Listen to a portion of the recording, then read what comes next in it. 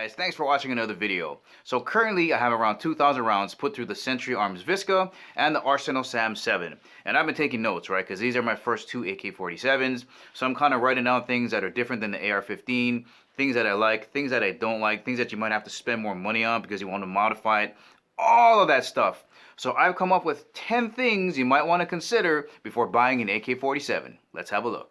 Alright guys, the first thing I want to mention is getting a good front sight adjustment tool because it's a cost that I didn't expect to incur when buying an AK-47. I'm like, why do I got to buy another tool to adjust the front sight post? Doesn't make any sense. But as I researched, there is no sense in buying the $15 ones, the $10 ones. Buy this one if you want to help support the channel. I'll leave a link for it down at the bottom. This one is $35, but it is super durable. This is heavy duty, man. And the way this works is you slip it over the front side post, and as you tighten it down, that pushes the pin out there. That's going to take care of your windage, and the elevation is here. You're going to set that right down on top of the post and unscrew or screw it depending on what you want to do. But yeah, I didn't expect to have to spend $35 on a good tool, but this is going to fit a large majority of your front sight posts, and it's not going to break. That's the key thing. So that's just one of those major things you got to think about before buying an AK-47. Well, we talked about the front sight, so we might also talk about the rear sight, and this is pretty much what you're going to be dealing with when you look down the barrel of an AK-47. Right there. Even if I zoom in on this, it's that U-notch is very, very small, and you're also going to notice that there's an absence of a rail system. So if you want to put an optic on, you got to make sure you've got that side mount, which the Visca does not have. Let me show you the Arsenal. So the Arsenal has that on there for your optics. So when you're out there shopping, make sure that number one, it's got this side mount, and number two, that it's straight. Just another thing to consider when you want to purchase an AK-47. Alright, the next thing to consider is this rifle gets really, really hot. Alright, when I was out there shooting those 2,000 rounds, this entire section gets hot. And I mean this entire section, meaning this little band actually gets super hot too. And this handguard is very small, and a lot of times when I reached over and I tried to grab my regular grip, my pointer finger would accidentally just graze it, and it is boiling hot. So this is a very small handguard. And especially when I was trying to take measurements in different places, I had to really make sure to avoid this front section. So now I get it. I understand why people like to put larger handguards on this thing, because every component up here gets hot. So that's something to consider when you're shooting an AK and you're not too familiar with the ergonomics on. You got to make sure to be careful where you put your front hand. Alright, let's have a look at the safety on here, because it is different than an AR-15. It's on the right side of the rifle, and you will be manipulating it with your pointing finger, either this way or rolling your hand over.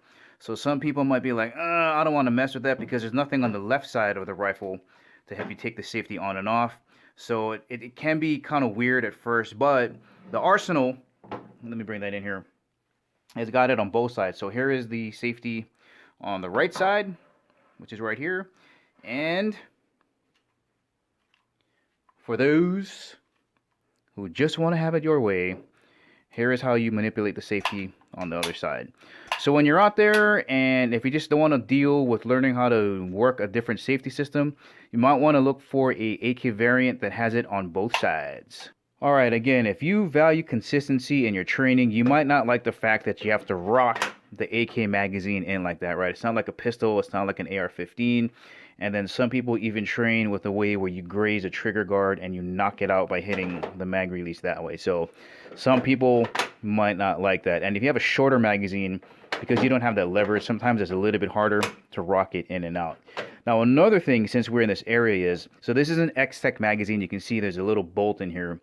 The AK-47s don't have last round lockback, but if you have one of these magazines, it'll lock back like that. But the only problem is when you release it, it snaps forward. Now I think these are valuable because I like the fact that when you're out of ammo, it locks back and you just drop it and you have to rack it anyway. But that's one of those things where people that are used to AR-15s might be like, oh, I don't like this rocking action, and I don't like the fact that when I take out the magazine, if you have one of these last round lockback mags, that the bolt is going to close. Another thing to look out for that's a common problem with AK-47s, especially for a noob like me, is this section right here on the stock. So you can see that it kind of sticks up further than the receiver here, just like that. So it's higher. So when you're taking the dust cover on and off, you got to be careful or you're going to nick the front end of the buttstock. So taking it off normally isn't a problem, right? You're just gonna push it in and it'll come off like this. No problem. This happened when I was trying to get it back on. And, you know, most people just tell you to put it in, line it up right in the front in here. Like, oh yeah, just put it in here. Once it's in that section right in there, just like this, then all you got to do is push it straight down. Well, I pushed it straight down and the spring kicked it backwards and it was a mess.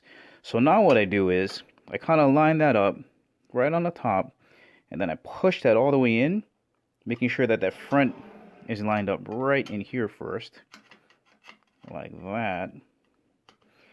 And then once that's in there, then instead of slamming it down, I hold it in there and let it go. So just be careful. If you're going to keep the wood, make sure you're good. If you shoot a lot of AR-15s and you've never shot an AK, you might not like the fact that the charge handle is on the right side of the rifle. AR-15 guys, right, we're used to kind of pulling it this way. If your charge handle is big enough, you can pull it from the left side, but now it's on the right side. So you're forced to kind of support it with your forearm, grip it like this, charge it like that, maybe get it under your armpit and go underneath and charge it that way. So if you're an AR guy, you might not like the fact that the charge handle is on the right side of the rifle. Alright, the last thing for me is the length of pull on this buttstock, because when you shoot this thing, you don't shoot it with your face here, you got to get your face here, and here is why. Now for me, naturally, for my size, this feels comfortable, but I need to stretch my neck so I can get my cheek right in this pocket up here, and what that does is it makes me pull this rifle into that pocket in my shoulder. I noticed that when I got lazy, or if I was shooting really quick and my face backed up here, this rifle is going to rock up and down. It's going to slap you in your cheek or even your chin. So when you get your face up here, it really makes you pull the AK into that pocket. Now there's no buffer spring in here like with an AR, and pretty much ARs are soft shooting compared to this guy, and they go straight back like this. But if you don't get a good pull into that pocket in your shoulder, you're going to get slapped in the cheek or even the chin. But guys, those are the last considerations I have for you before buying an AK-47. Well, alright guys, that's the ending of the video. I hope you found it useful. If you liked it, please give me the thumbs up. If you haven't subscribed to Kimo365, please do. And remember, I'll catch you guys later.